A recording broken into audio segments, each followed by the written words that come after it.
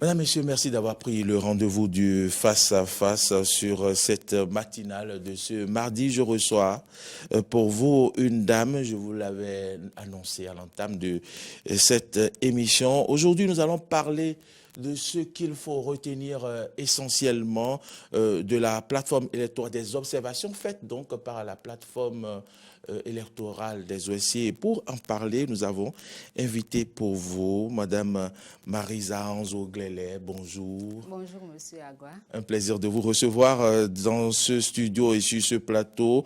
Vous êtes coordonnatrice de la plateforme électorale, vous êtes coordonnatrice de WANEP Bénin.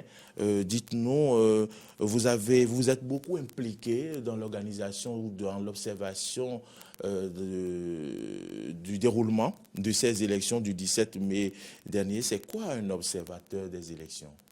Merci beaucoup. Permettez-moi déjà de saluer les téléspectateurs de Eden TV et de vous remercier pour l'occasion, l'opportunité que vous donnez à la plateforme de s'exprimer aujourd'hui. Un observateur électoral, je dirais tout simplement que c'est un envoyé, c'est une personne ressource que les organisations de la société civile envoient sur le terrain, plus précisément dans les centres de vote ou dans les postes de vote, pour aller constater comment le scrutin se déroule, pour aller, comme son nom le dit, comme son nom l'indique, observer le déroulement du scrutin, voir si les règles, tout se passe selon les règles électorales, les lois électorales, et donc voir si tout va bien sur le terrain, s'il n'y a pas d'actes, s'il n'y a pas de dysfonctionnement majeur, s'il n'y a pas d'actes de violence, s'il n'y a pas de fraude, etc. Donc c'est quelqu'un qu'on envoie sur le terrain pour aller observer et pour rendre compte de ce qu'il observe ou de ce qu'elle observe, parce qu'il y a des observatrices aussi. Et des observatrices, tout à fait. Absolument, donc de ce qu'il ou elle observe sur le terrain. Je sais que certainement que ces personnes-là ont été formées en amont parce que peut-être ce qu'elles vont observer, moi, si j'arrive sur le terrain, je ne verrai pas. Bon, c'est une parenthèse. Non, absolument. C'est même un principe de l'observation électorale de former les observateurs avant leur déploiement. Donc, il y a une formation pré-déploiement qui se fait et c'est une règle que qui n'a pas fait la formation n'a pas le droit d'être déployé sur le terrain. Comme formateur. Alors, vous en avez déployé combien pour ce 17 mai? Pour ce 17 mai, nous avons déployé 360 observateurs sur toute l'étendue du territoire. D'accord. Et ça a été un déploiement statistique, c'est-à-dire que ça n'a pas été au hasard, ça n'a pas été qu'on a mis les observateurs dans les postes ou dans les centres de vote que nous voulons, non. Ça a été une technique, une stratégie statistique qui a indiqué par rapport au nombre de postes et par rapport au nombre de centres de vote que nous avons, les endroits précis où nous devrions positionner nos observateurs, les postes de vote précis où nous devons positionner nos observateurs. Donc, ça a été 360 observateurs. Et les 360 observateurs au niveau des postes de vote, après les observations au niveau des postes de vote, avaient l'obligation d'aller au niveau des arrondissements pour observer le dépouillement au niveau des arrondissements aussi, ce qui nous a fait globalement un total de un observateur par arrondissement si on considère que les arrondissements sont les circonscriptions électorales de cette élection. D'accord. Et puis, au départ, quelle était la mission de la plateforme des OSC pour ces élections communales et municipales? La mission de la plateforme électorale, ça a été la même mission que pour les autres élections. C'est celle de contribuer vraiment à une participation citoyenne à l'organisation et à la tenue des élections. Que les élections ne soient pas uniquement l'affaire de la Sénat ou l'affaire des institutions qui entrent dans le cadre de l'organisation, que les élections ne soient pas uniquement l'affaire des acteurs politiques, mais contribuer à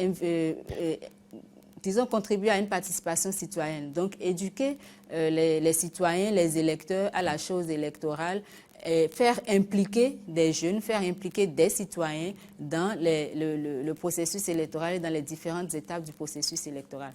Donc, ça a été ça aussi la mission de la plateforme, de manière à contribuer au final à des élections inclusives, à des élections transparentes et à des élections apaisées au Bénin.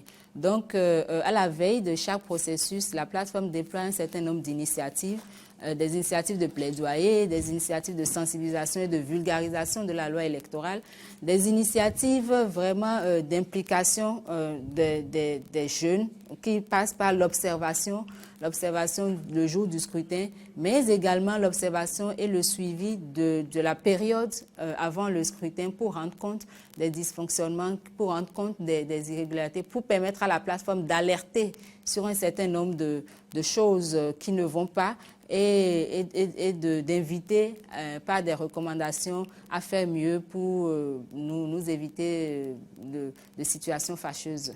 Alors, vous le savez, cette année, donc, pour la campagne électorale, ça a été spécial parce que nous étions face au Covid-19. Il fallait faire une campagne médiatique, une campagne électorale essentiellement médiatique.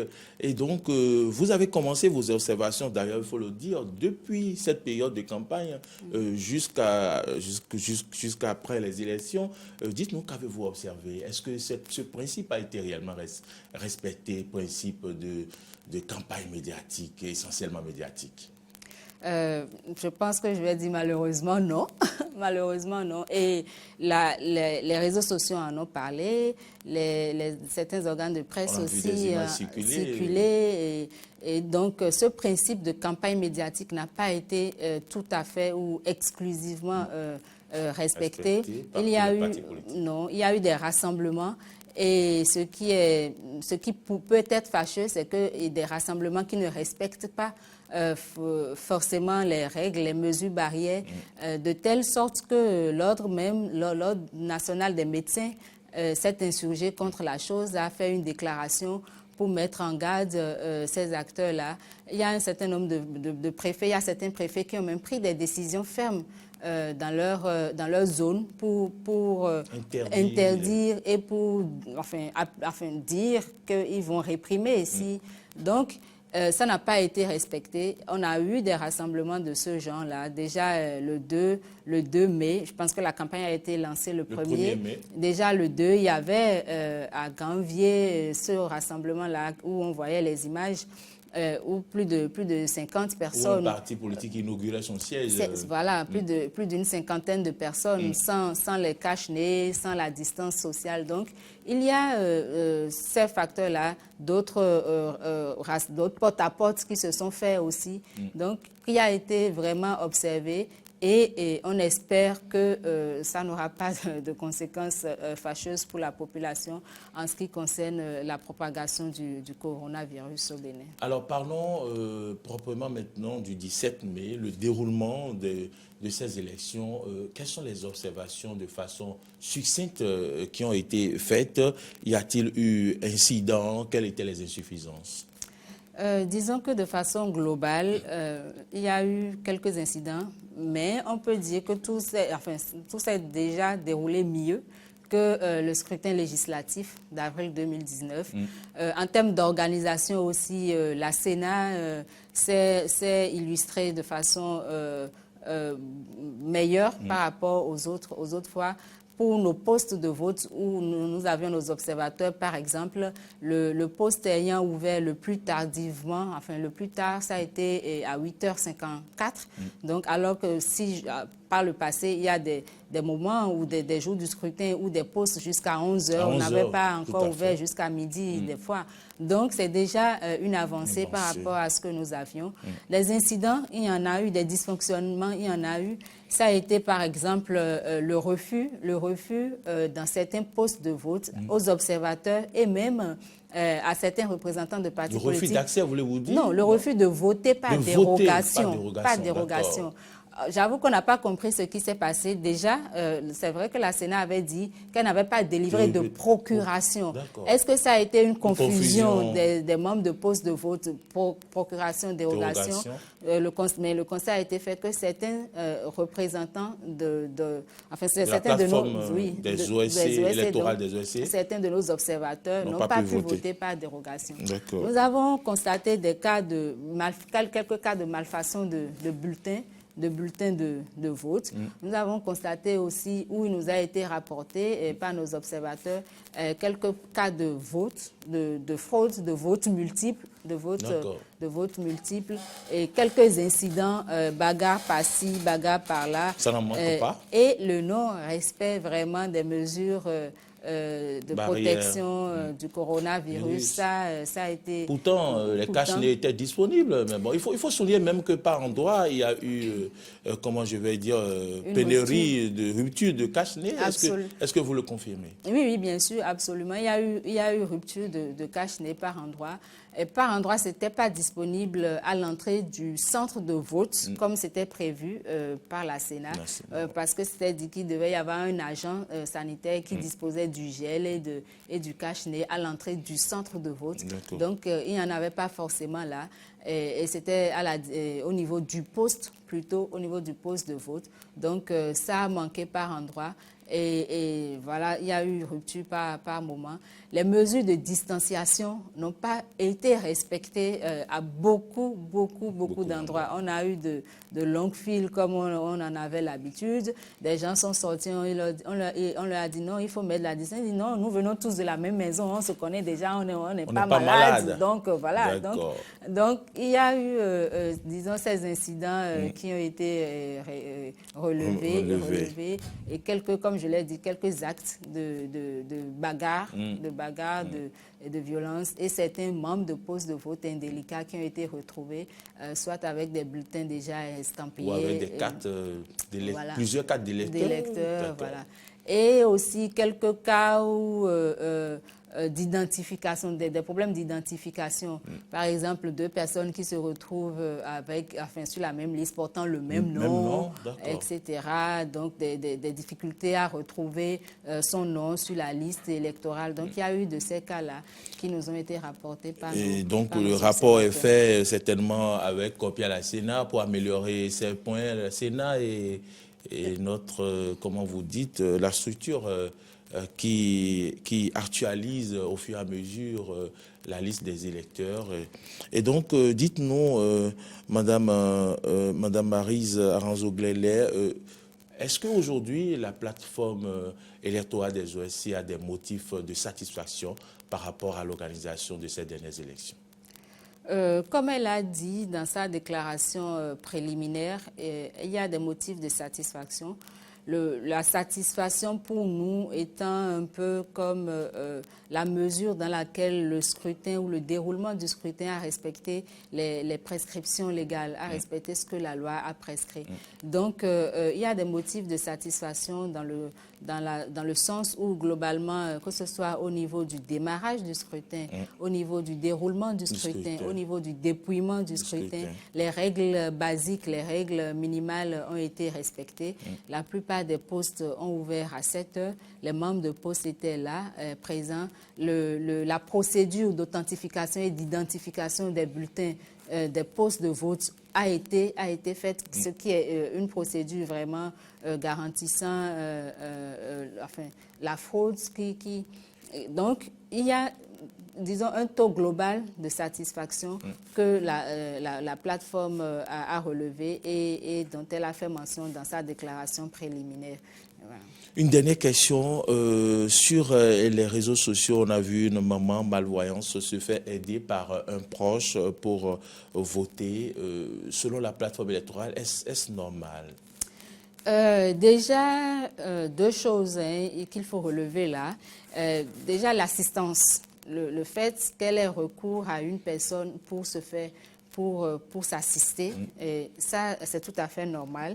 Et le code, la loi le prévoit et c'est déjà heureux que ça puisse être fait, que son condition, son handicap de malvoyance ne l'ait pas empêché d'accomplir son devoir civique. Donc ça, il faut le relever. Le reste, c'est la confiance. Le reste, c'est non seulement la confiance, mais c'est comment est-ce que les choses se sont faites, se sont passées le jour-là. Parce que normalement, si la personne devrait l'aider, ça n'enlève pas le caractère secret du vote. Du vote. Donc, la personne devrait l'accompagner Pas juste dans l'isoloir, l'aider à estampiller son bulletin dans le secret du vote, et non comme on l'a vu que ça s'est passé, où elle criait à la volée pratiquement son candidat ou son vote. Donc, reste à savoir si c'est vraiment son candidat qui a été estampillé. Bon, je pense que celui qui servait de caméraman n'a pas été assez prompt pour nous montrer et pour faire le zoom du bulletin, pour qu'on soit sûr que c'est effectivement ce qu'elle est en train de dire qui a été estampillé. Mais voilà, je pense que l'essentiel à retenir de ça, bon, ça pourrait passer comme l'insolite tout à fait, je suis d'accord. 17 mai, mais l'essentiel à retenir de ça, c'est que cette personne, cette maman malvoyante, n'ait pas été privée de son droit de vote du fait de son handicap. Très bien. Alors, Maryse Aronzo-Glélé, merci d'être venue. Votre mot de la fin? Mon mot de la fin, c'est que je dirais que juste un constat que de plus en plus les populations semblent de moins en moins intéressées par les élections. Nous avons eu 2 élections de proximité coup sur coup ces 2 dernières années et nous n'avons pas eu 50% de participation pour ces 2. L'engouement disparaît peu à peu. L'engouement disparaît. Et donc, il faut qu'on s'interroge sur qu'est-ce qui se passe, quand on sait que nos périodes électorales étaient des moments vraiment festifs où on voyait beaucoup de couleurs, beaucoup d'entrain, beaucoup de joie, beaucoup de débats, mais sans que ça ne dégénère pour autant dans de la grande violence. De moins en moins, on voit de moins en moins de populations intéressées et un taux de plus en plus faible. Et ce qui m'amène à dire qu'il faut peut-être, au niveau de notre pays, jusque-là, on n'a pas un taux en dessous duquel les élections sont déclarées non valides. Je sais que les élections, c'est un coût, mais est-ce qu'on va continuer à valider nos élections, quel que soit le taux de participation? Est-ce qu'il n'y a pas lieu de légiférer dans ce sens-là, de dire sinon on va se retrouver à des élections avec 10% de participation et on va valider et légitimer les élus qui seront sortis de ces élections-là? Je pense que de plus en plus, il faut qu'on se penche sur cette question. Oui, et on a acquis une réputation de régularité des élections. Mais je pense que le Bénin est arrivé à un moment de son histoire démocratique où, au-delà de la régularité des élections, il faut s'intéresser à la qualité de nos élections et à la qualité des élus qui sortent de nos élections pour la bonne gouvernance, pour le développement de nos localités et de notre pays. Maryse Aronzo-Glélé, merci d'être venue. Les décideurs vous ont écouté certainement. Et donc, vous êtes membre de la plateforme des OSC. Au-delà, vous êtes coordonnatrice de la plateforme électorale. Et vous êtes coordinatrice de WANEP Bénin. Et bonjour à tous les membres de votre plateforme. Et merci beaucoup une fois encore. Mesdames, Messieurs, c'est fini pour ce face-à-face. J'espère que vous en avez appris. Merci à toutes et à tous de nous avoir suivis. On retrouve dans un court instant Laurent Roland Tonneikes pour le mot et nous allons vous ouvrir l'antenne.